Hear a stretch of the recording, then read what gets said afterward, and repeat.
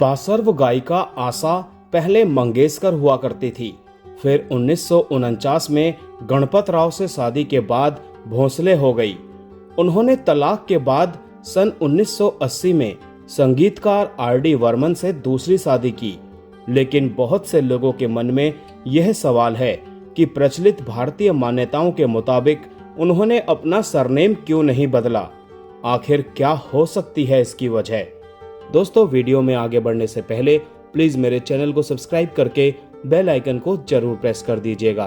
तो चलिए दोस्तों, वीडियो को शुरू करते हैं। दिवंगत गायिका आशा भोसले भारत रत्न लता मंगेशकर की छोटी बहन थी। इस लिहाज से उनका नाम भी पहले आशा मंगेशकर था। उन्होंने महज 16 साल की उम्र में 31 साल के गणपतराव भोसले से प्रेम विवाह किया था। इस कारण उनके नाम के साथ मंगेशकर के बदले पति का सरनेम जुड़ गया और वो हो गई आशा भोसले।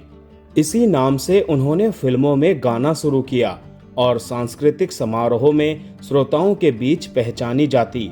जीवन भर उन्होंने इसी नाम को जारी रखा। लेकिन आशा भोसले का निजी जीवन इतना भर नहीं था।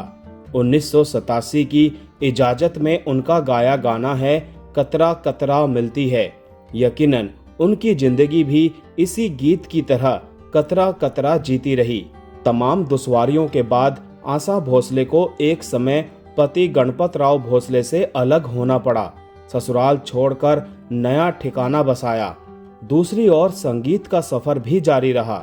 लंबे समय बाद मशहूर संगीतकार आर.डी. बर्मन से शादी की, लेकिन वो भोसले बनी रही।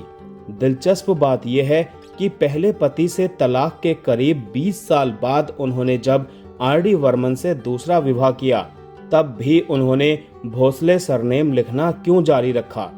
वो चाहती तो अपना सरनेम बदल सकती थी, भोसले से वर्मन लिख सकती थी या भोसले हटाकर केवल आशा नाम से ही गाने गा सकती थी। लेकिन उन्होंने अपने नाम में कोई बदलाव नहीं किया। आर.डी. बर्मन से शादी के बाद भी वो लगातार अपने पहले पति का सरनेम भोसले ही लिखती रही और वर्मन को भी इस पर कभी कोई आपत्ति नहीं हुई। आखिर इसकी क्या वजह हो सकती है, आइए इसे समझने की कोशिश करते हैं। गौरतलब है कि आशा भोसले को संगीत विरासत में मिला। पिता दीनानाथ मंगेशकर शास्त्रीय गायक और मंचीय अभिनेता भी थे। महाराष्ट्र के सांगली से उनका ताल्लुक था। उनकी 5 संतानें हुई, 4 पुत्रियां लता, आशा, मीना और ओसा और एक पुत्र हृदयनाथ। उन्होंने बच्चों को शास्त्रीय संगीत की प्रारंभिक शिक्षा दी। हालांकि महज 42 साल की उम्र में ही सन 1942 में उनका देहांत हो गया। लता घर में सबसे बड़ी थी, तब उनकी उम्र महज 13 साल रही होगी और आशा की उम्र सिर्फ 9 साल। इसी साल लता ने सबसे पहली बार मराठी फिल्म में अभिनय भी किया और गाने भी गाने लगी। लता मंगेशकर के साथ साथ आशा भोसले भी संगीत का रियाज करती और कुछ समय बाद इन्होंने भी सन 1943 में मराठी में पहली बार गाना गाया। इस प्रकार लता से महज 1 साल बाद ही आशा ने गाना प्रारंभ कर दिया था।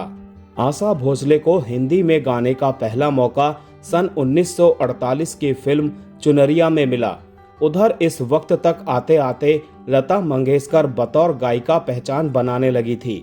सन 1949 की फिल्म महल में मधुबाला पर फिल्माया गया गाना आएगा आने वाला ने उन्हें शोहरत दिला दी। अब उन्हें एक सचिव की जरूरत महसूस होने लगी। इस काम को संभाला गणपतराव भोसले ने। काम के सिलसिले में गणपतराव भोसले घर पर आते जाते रहते थे। इसी बीच आशा मंगेशकर को गणपतराव भोसले से कब प्यार हो गया, लता मंगेशकर को भी नहीं पता चला। यह जानकर तब वो और भी हैरान रह गई कि दोनों ने परिवार की मर्जी के बगैर विवाह कर लिया है। आशा भोसले की उम्र उस वक्त महज 16 साल थी और गणपतराव भोसले की उम्र उनसे करीब दोगुनी थी। उन्होंने मोहब्बत के आगे ना उम्र देखी और ना ही जाति।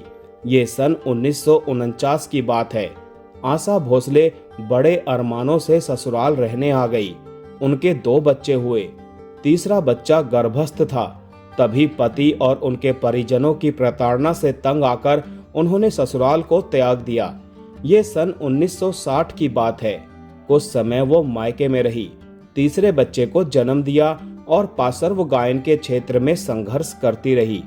जैसा भी गाना मिला बच्चों की परवरिश की खातिर गाती गई। आशा की किस्मत तब चमकी जब शमशाद बेगम और गीता दत्त जैसी गायिकाएं धीरे धीरे फिल्मी गायन से रिटायर्ड मोड में जाने लगी थी। आशा अपनी खनकती आवाज की बदौलत नया विकल्प बनकर उभरी और पहले ओपी नैयर और फिर आर.डी. बर्मन के संगीत निर्देशन में उन्हें ख्याति मिली। उधर सन 1966 में उनके पति गणपतराव भोसले का देहांत हो गया।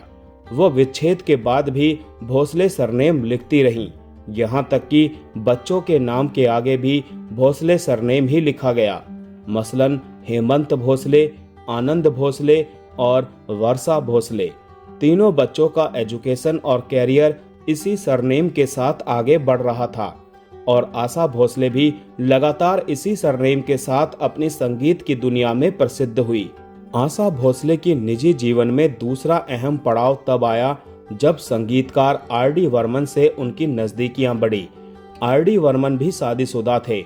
उनकी पहली पत्नी रीता पटेल थी, जिनसे उन्होंने सन 1966 में ही विवाह किया था, लेकिन सन 1971 में उनका भी तलाक हो चुका था।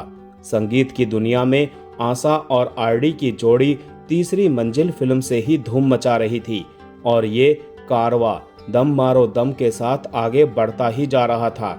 इसके बाद दोनों ने एक दूसरे के एकाकी जीवन को भरने का फैसला किया। इस प्रकार सन 1980 में दोनों ने दूसरी शादी कर ली। भारतीय परिवेश की रूढ़ और प्रचलित मान्यताओं के मुताबिक आशा भोसले चाहती तो अपना सरनेम बदलकर वर्मन लिख सकती थी या केवल आशा नाम ही अपना सकती थी, लेकिन दूसरी शादी के बाद भी पहले पति का सरनेम लिखना उन्होंने जारी रखा। जाहिर है ये ना तो अनायास हो सकता था और ना ही बेवजह। आशा भोसले ने बहुत सोच समझकर पहले पति का भोसले सरनेम जारी रखा। इसकी दो प्रमुख वजहें थी। पहली वजह, आशा भोसले और आर.डी. बर्मन की शादी की टाइमिंग देखिए। उन दोनों ने सन 1980 में शादी की थी। ये समय दोनों दिग्गज हस्तियों की चरम लोकप्रियता का था। आशा भोसले पिछले करीब 3 दशक से गा रही थी। अपनी बड़ी बहन लता मंगेशकर के बाद वो दूसरे नंबर की टॉप सिंगर थी। फिल्म इंडस्ट्री में उनका एक ब्रांड नेम स्थापित हो चुका था, रुतबा कायम हो चुका था। वो चाहती तो भोसले सरनेम हटा सकती थी, लेकिन प्रशंसकों के बीच पहचान में कोई अड़चन ना खड़ी हो जाए, इसीलिए उन्होंने अपने नाम के साथ कोई नया प्रयोग नहीं किया। दूसरी वजह, आशा भोसले ने जब अपने पहले पति से तलाक लिया था तब उनके 2 बच्चे हो चुके थे और उनके नाम के साथ भोसले सरनेम जुड़ चुका था। तीसरे बच्चे का जन्म भले ही तलाक के कुछ महीने बाद हुआ, लेकिन तब तक उनके पहले पति का देहांत नहीं हुआ था। ऐसे में तीसरे बच्चे के नाम के साथ भी भोसले सरनेम लिखना पारिवारिक तौर पर उचित था। और जब 1980 में आर.डी. बर्मन से शादी की तब तक तीनों बच्चे भी करीब 20-22 साल के हो चुके थे और कैरियर बनाने में जुटे थे। चूंकि आशा भोसले मुख्य अभिभावक थी, उनके सरनेम से ही बच्चों की सामाजिक पहचान थी, लिहाजा उन्होंने अपना प्रचलित नाम ही जारी रखा।